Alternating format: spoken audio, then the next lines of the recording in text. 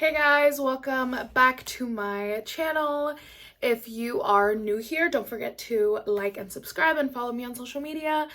For today's video, I want to do something a little bit more differently. I want to do more get ready with me. I used to do my makeup a lot, and I do like freelance makeup on the side. I'm way better at doing other people's makeup than my own. I feel so like lazy with it. So today I'm just gonna be doing a super simple get ready with me kind of like everyday sort of makeup, but I do want to do these and talk about certain things. So for today, I want to talk about being a first gen Latina, which I feel like there are a lot of categories for, okay? So we're gonna talk about being a first gen Latina and going to college, what that experience was like for me. So let's just get started before I get too into freaking detail about everything.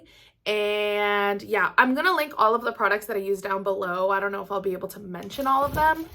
But yeah, also, this is my makeup bag right now. I got it for Christmas. I love it. It's the beige one in the beige color, and it comes with a little mirror for traveling. Literally so beautiful. I'll put it the link down below for it. I do already have my face moisturized, but I'm gonna add a little glow serum because hold on, let me put these pieces back. I'm gonna use a little glow serum because my face is a little on the dry side. Okay, so where should I even start? So I started college when I was 17, so I had a late birthday. So I was 17 when I graduated high school. My birthday was late, but I didn't get like held back or anything. At the time, that still didn't exist. I went to a predominantly white school, and the area that I lived in is actually very diverse. But I went to one of the high schools that just had more of a white population. And also my school was like in a neighborhood that was just richer, like the houses were huge and everything. So a lot of the people in this high school just had a lot more different resources and information like from their parents. But I did not live in that neighborhood. It was like a 15-20 minute commute, and my parents did not go to college at all. So I didn't have the same information and resources as a lot of other people did. And I'm sure there's people that, were in the same position as me, or maybe even had less information and resources. But my parents, especially my mother, also I come from a Mexican family. My parents came here when I would say like they came here in the 80s. School was always really important for them, especially my mom. Like it was just always like a known thing. Like I was gonna go to college, it wasn't like really an option.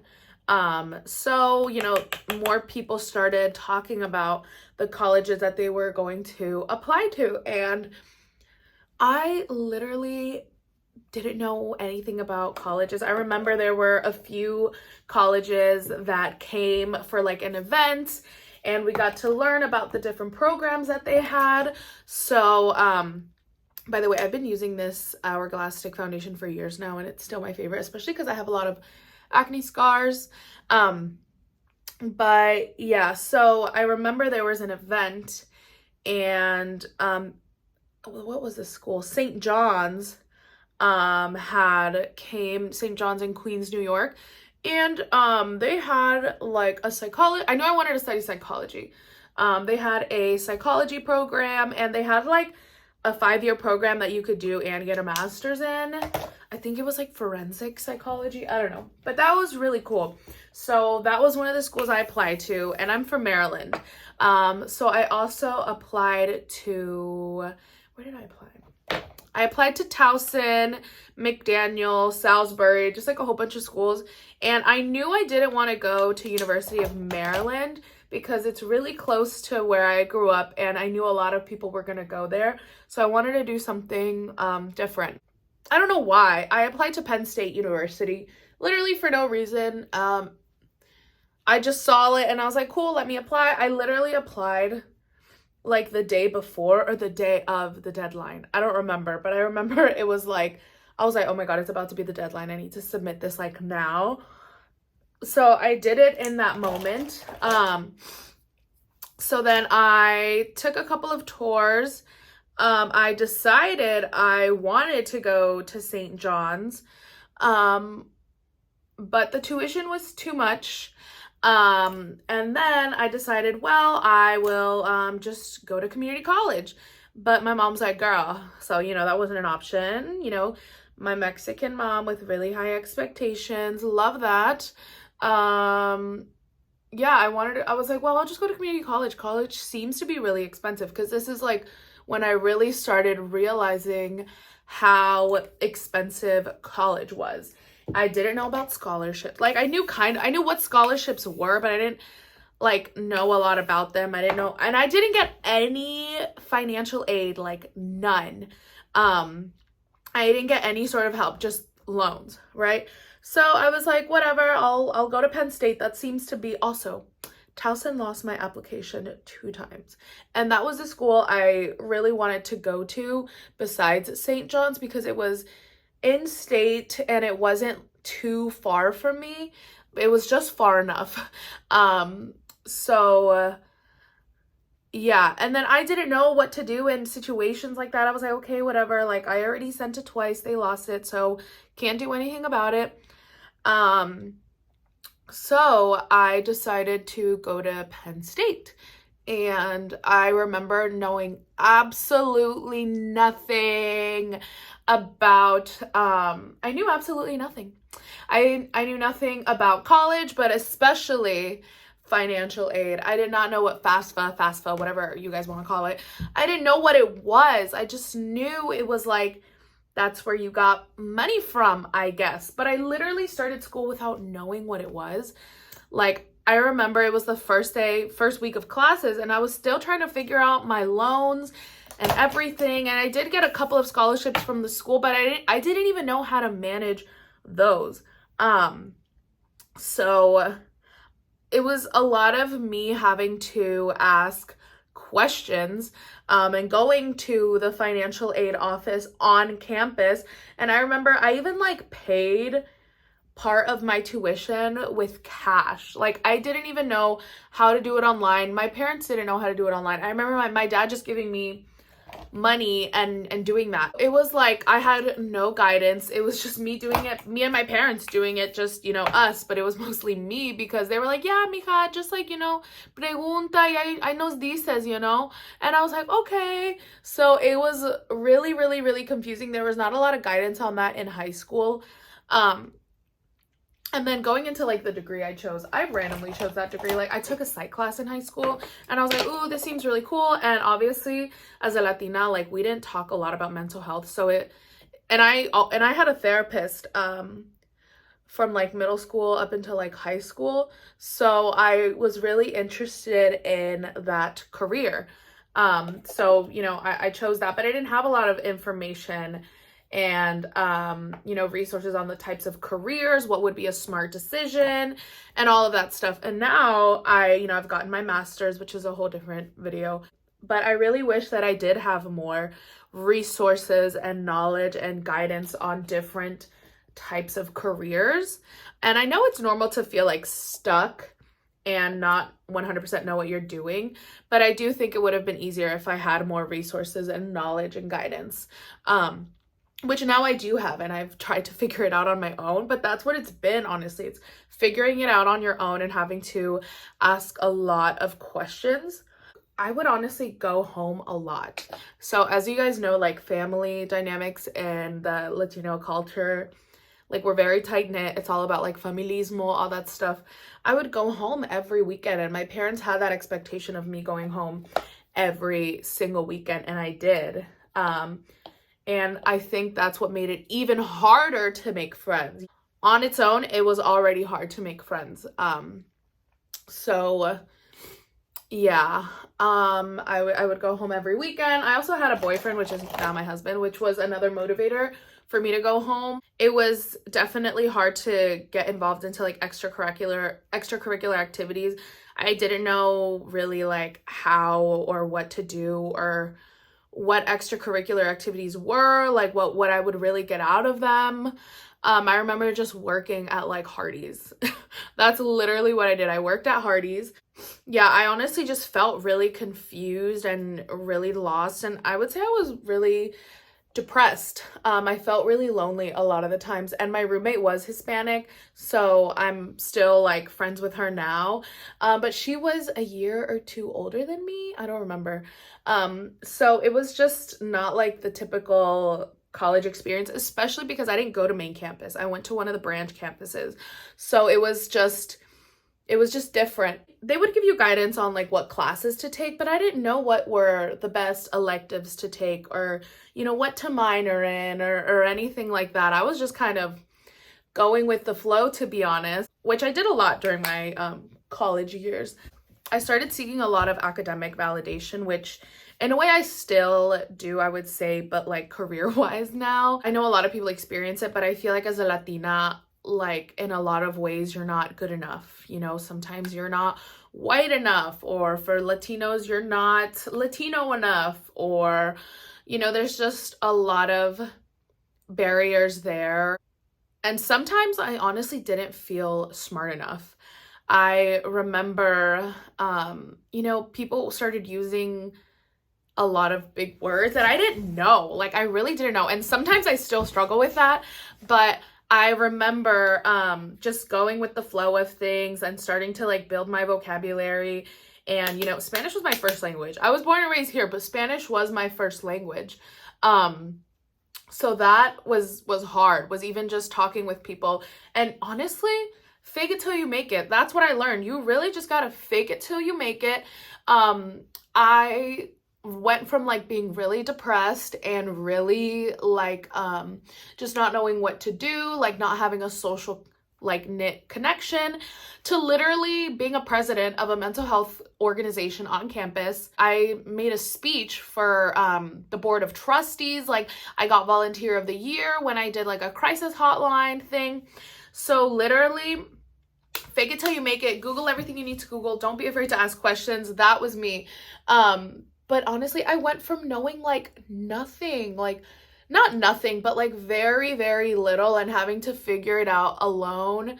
My parents would support me and help me when they could, but a lot of the times they didn't know what was going on either. But yeah, I started seeking a lot of academic validation. And even with like my mom, I love you, Mom. Sometimes, and maybe this is just my own personal issue, sometimes I felt like I wasn't good enough if I wasn't getting good grades,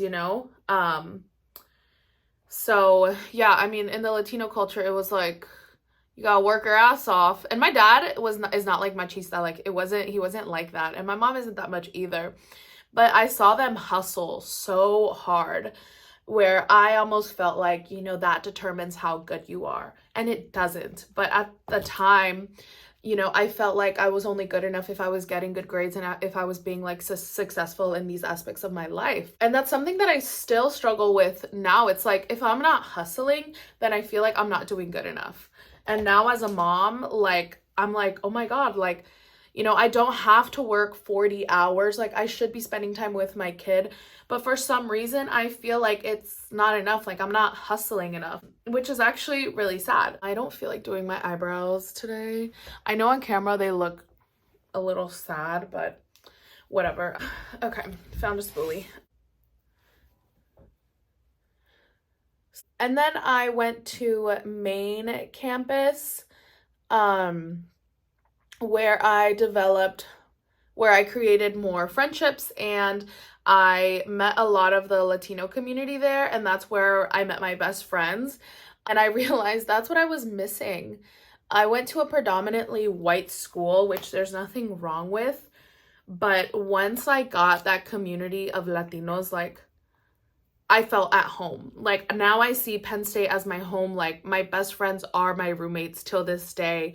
But once I really got connected to those people, it just was so comforting. So if there are like organizations or clubs or anything at your school with the Latino community, 100% please do it. You're gonna feel just so at peace and comfortable, even if they don't have the same majors as you. Because I had friends in my majors, and I had friends that were Latinos, but we didn't have the same major at all. But like I still created so many connections through them, and it made my college experience just 10 times better.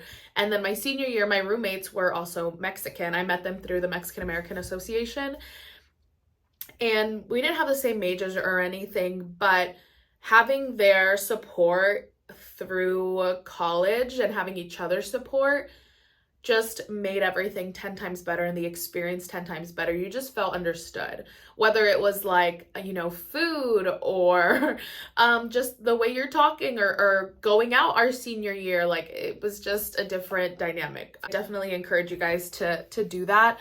Then, yeah, once I went to main campus, I realized, you know, a lot of different organizations, a lot of different experiences outside of being in class that were going to benefit me. And this was just from like word of mouth, or like posters, or people coming in to talk, you know, in classes. And I was like, wow, like this is what college feels like. So then I started feeling really comfortable, you know, doing all these things.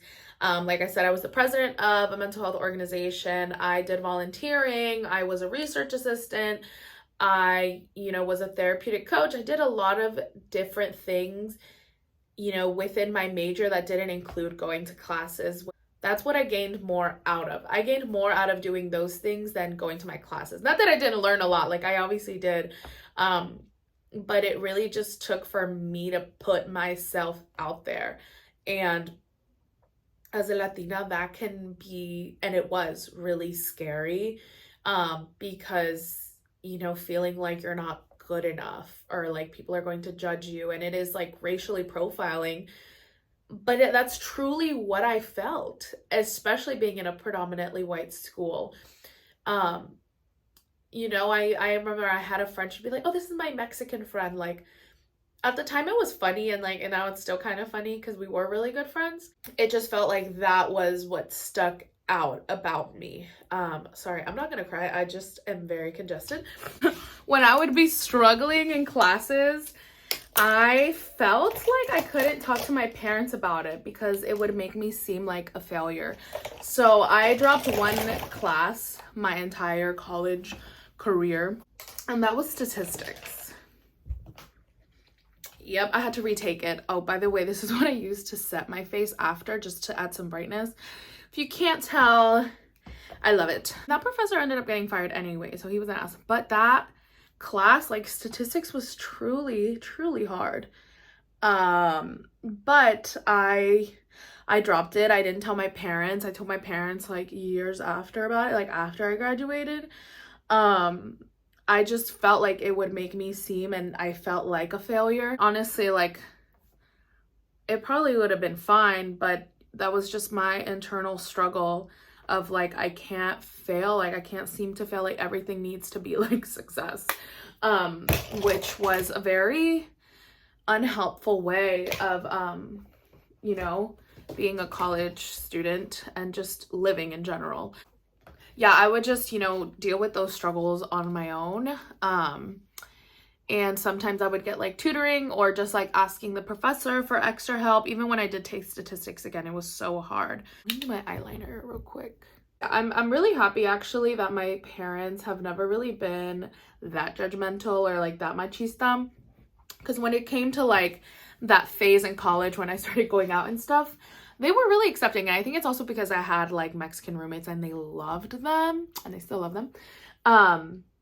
Maybe that's what it was. But I know a lot of people, like their parents, you know, like judge them for like going out, or didn't really like understand.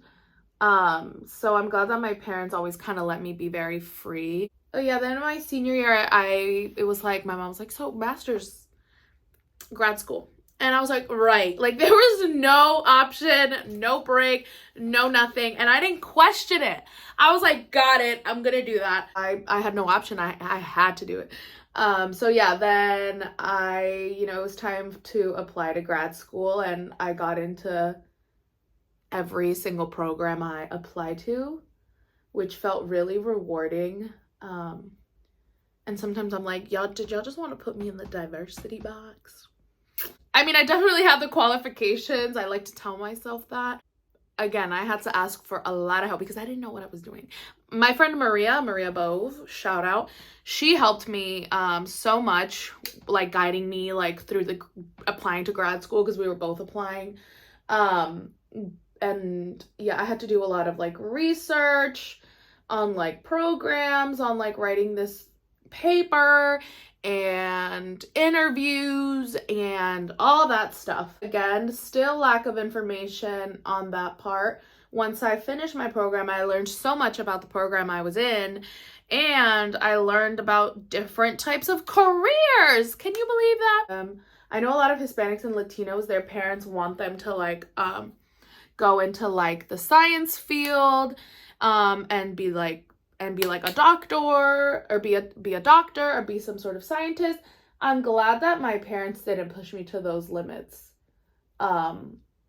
And I'm glad that I did something that I love. I've definitely learned a lot, and I feel like I'm not 100% prepared, but I feel like I have a lot more knowledge and resources than my parents did that I can give to my daughter, whether she wants to go to college or do something else, but just overall a lot more guidance. Another thing, which I think this actually was like all of my life, not just college, but just wanting to fit into like that mold of being American and white. And a lot of it was just unauthentic, like it didn't feel true to me. And then once I met my Latino friends, I felt like I could be myself, even just when it came to talking. I felt like I had to talk completely different with a lot of my other friends. And then once I built that Latino community, I felt free. I want to end off this video mentioning how although I had a lot of difficulties, I wouldn't change anything, whether it be like the school I chose or what I did, or, I genuinely think everything happens for a reason, and those difficulties made me who I am now. Like, I'm not scared to ask questions or to be the person in the room that doesn't know. Like, it's okay. Fake it till you make it, like dead ass. Fake it till you make it. You really gotta believe you're that B, and you will be. Even though my parents couldn't provide me with the knowledge and the resources, they supported me in every single way that they could. And I am who I am now because of them. Watching them work hard, watching them hustle, having them support me, whether it be financially or just listening to certain things, or just, if I didn't know what to do, like, yeah, they didn't always know what to tell me. Like, they didn't know what the right decision was, but I knew that I could talk to them about a lot of different things. They were supportive in every single way, and they still are. And I remember my mom making me like food to go to college, and I would like eat so good, and like my roommates would love the food that I would like take, and then their Mexican moms would like send over food. Like, it was just truly the best experience. While, the first couple years were really, really difficult, I think I appreciate that struggle. But yeah, I will see you guys in my next video. I hope you guys enjoyed. Don't forget to like and subscribe. Oh, don't forget to follow my therapist Instagram page. Yeah, I will see you guys in my next video. Bye.